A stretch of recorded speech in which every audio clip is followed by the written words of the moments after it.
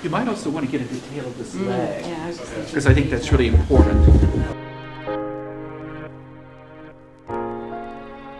So Penny, we have two wonderful pieces of furniture, the Embryo chair by Marc Newson and this fabulous bookcase by Maarten Van Severen.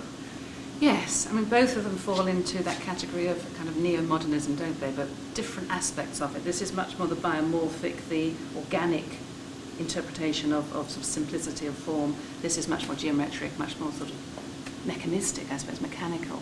Yeah. But they both reflect that modern moment. And I think what I find so interesting about the Newson chair, it's really Newson maturing as an artist when he's beginning to develop these beautiful undulating biomorphic shapes.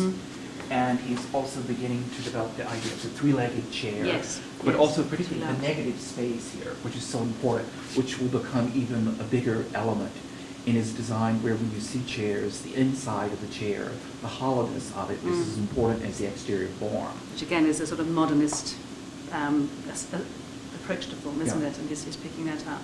And the other thing too is that he was trained as a jeweler, and I think the detailing here on the upholstery is just unbelievable, with these beautiful seams here and here and then to the back.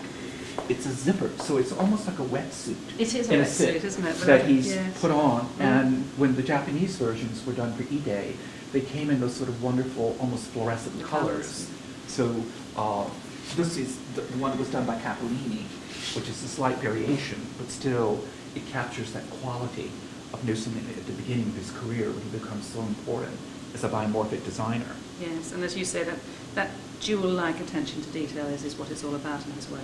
And this, I think, is equally jewel-like in his way. I mean, with Van Severen, with his love of aluminum and wood, but also reducing everything to the absolute minimum. And when you consider that this is quite a big bookcase, I mean, this is like 8 feet high, and yet it has virtually no sense of mass.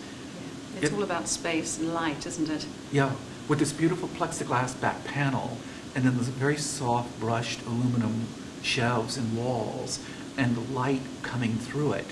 It just becomes this sort of shimmering, ethereal thing. I think he's so interested in that notion of minimalism that American sculptors looked at in the 70s, and he's picking up on that, I think, and turning it into a very minimal functional object. You almost don't want to put anything on it to spoil it. Yeah. But also when he was Belgian, and when you chat with his colleagues in Belgium, they talk about this almost mystical side of Van Severen, coming from his religion and all, but also his thinking as a designer, that he wanted to get this almost ethereal quality in his objects. I think he's a one-off. For me, he doesn't fit into any kind of school or category. He's kind of working very much as an individual.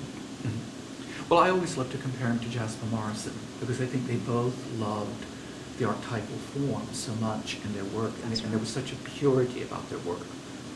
They're designers. They are. I mean, in a sense, there's no outside referencing here. This is just about pure form.